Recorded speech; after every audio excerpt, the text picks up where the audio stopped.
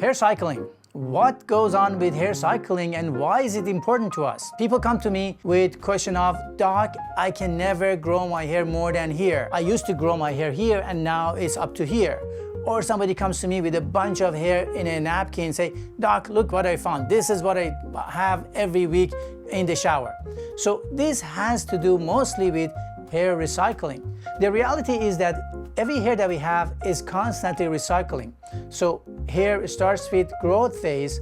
That means from that follicle, a tiny, teeny hair starts growing and it becomes longer and thicker until it reaches to the end of that growth phase. So the good thing is, growth phase is the longest phase in human scalp.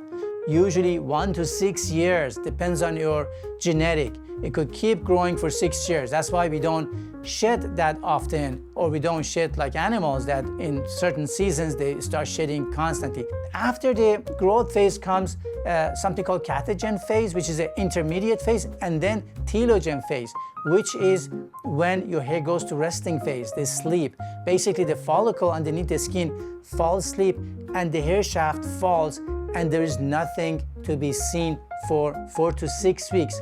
And after that, that hair follicle starts growing another hair, tiny, teeny hair, and it becomes thicker and longer. So that's a new anagen phase. So anagen or growth phase, catagen intermediary, and telogen phase. So catagen is not as important, so we're talking about anagen and telogen phase. So when hair is in anagen phase, you have hair, you have growing hair. When hair is in telogen hair, you don't have hair.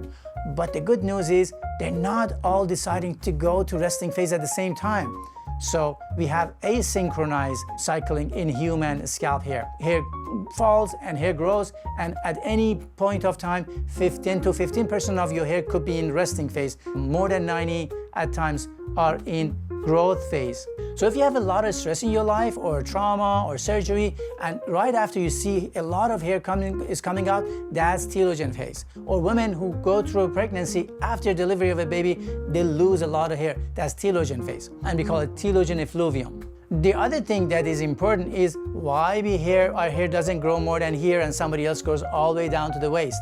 Because their anagen phase is either shorter or longer. So if your anagen hair is like 2 years, your hair grows 1 centimeter every month. In 2 years, you have it down to here. But if your hair grows to 5 years, your hair can grow all the way down to here. So that's the difference, and we cannot do anything about it. Usually 85 to 90% of your hair is in growth phase. We're talking about the scalp hair. That means 10 to 15% of them are in resting phase, and you don't see them.